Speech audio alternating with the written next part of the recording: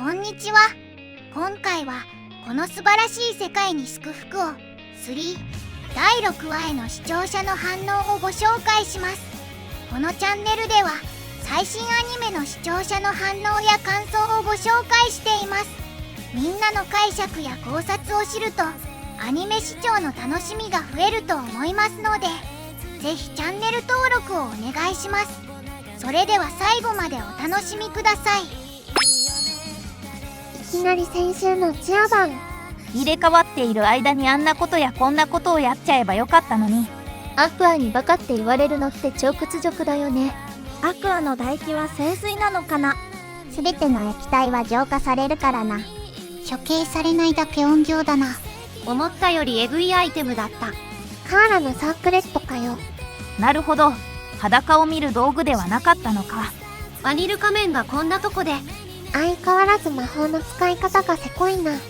しょぼいリソースを最大限活用するのがカズマさんのいいとこ。スキルの使い方次第じゃ普通に強いなカズマさん。掴んだアウトなのずるいよ。クズマさんは実は対人スキルは強いのか。クズマさんは対人は強えな。スリップマジで強えな。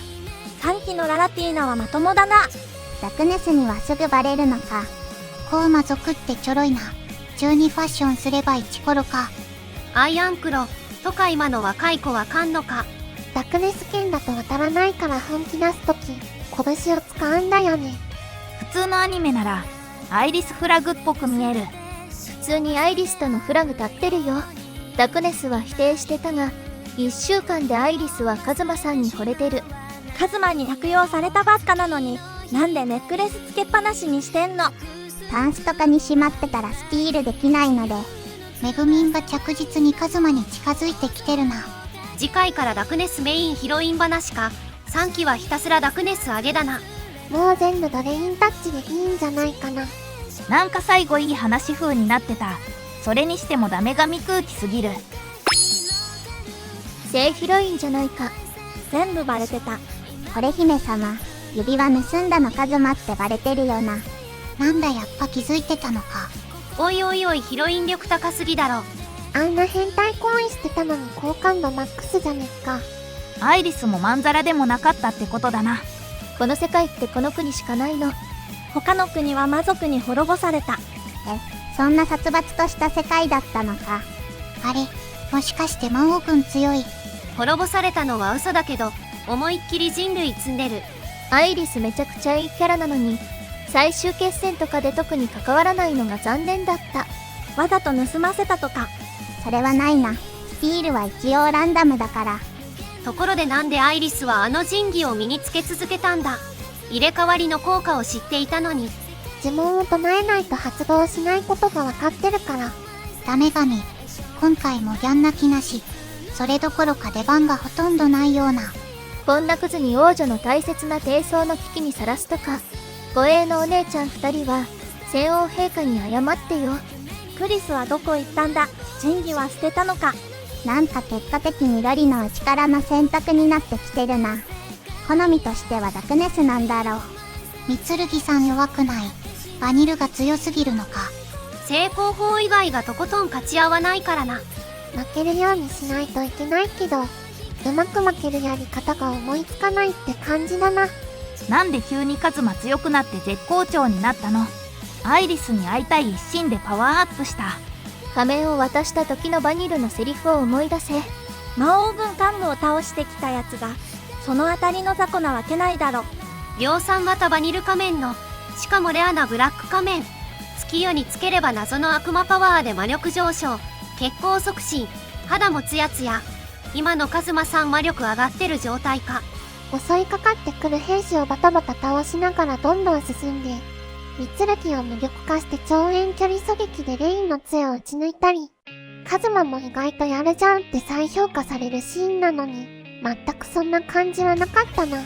原作は三剣が棒立ちでフリーズ食らって剣が抜けなくなる流れだったから、スティールと発音して実はフリーズ使ってるのは良かった。メグミンとじゃれてる時のアイリスが今までで一番可愛かった。やっぱすかしてる時より感情丸出しの時の方がいいな。バニルの真似うまいなカズマ。エリスにじゃんけん負けたけど、アイリスは全てわかってたな。メグミンとの口喧嘩は昭和っぽくて笑ったが、最後までやるにはあと何期必要なんや。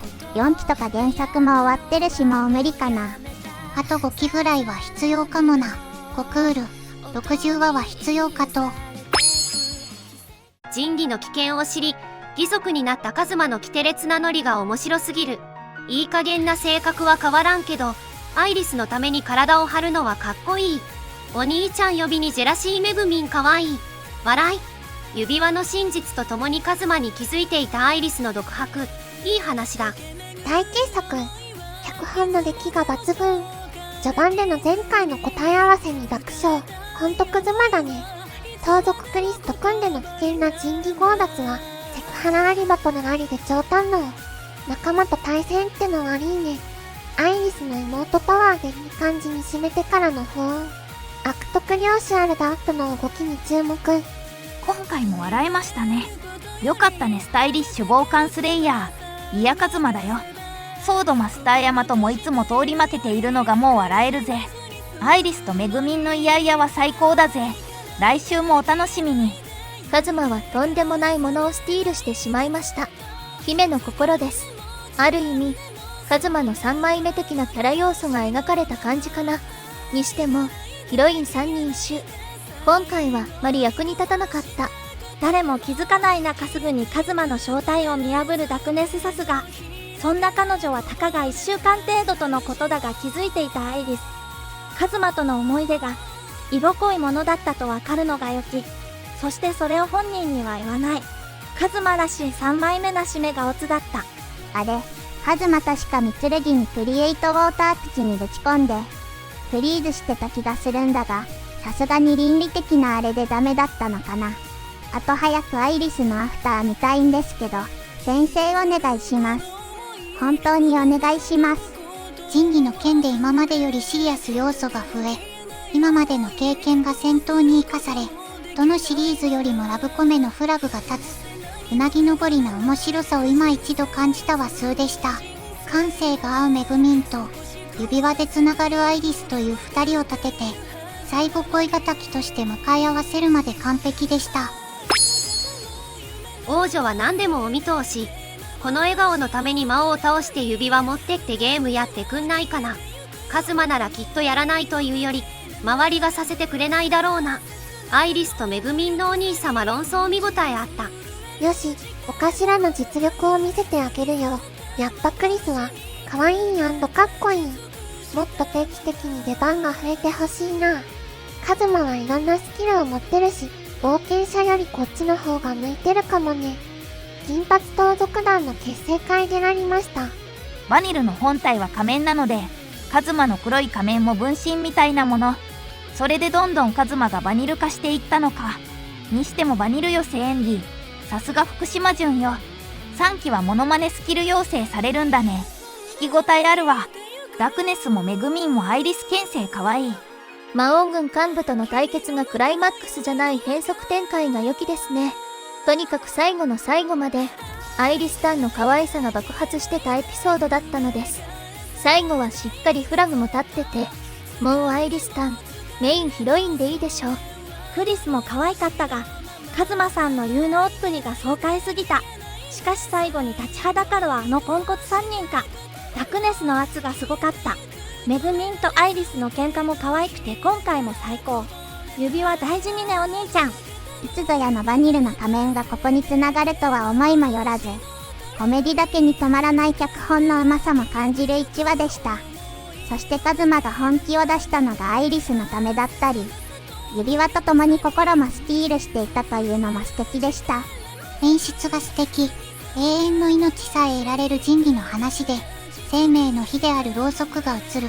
またゲームをする約束でカズマさんの命の火は消えることなく、これからもアイリスの明るい笑顔を消さないよう守り続ける。カズマさんの明かりに指輪をつける左手をかざす。最後までご視聴いただきありがとうございました。皆さんのご感想や注目ポイント、考察などありましたらコメントで教えていただけると嬉しいです。このチャンネルでは最新アニメのみんなの反応や感想をご紹介しています。様々な考察や多様な意見を聞くと、これまでなかった視点が増えて、アニメ視聴の新しい発見があるかもしれませんので、ぜひチャンネル登録とグッドボタンをよろしくお願いします。それではまた次回の動画でお会いしましょう。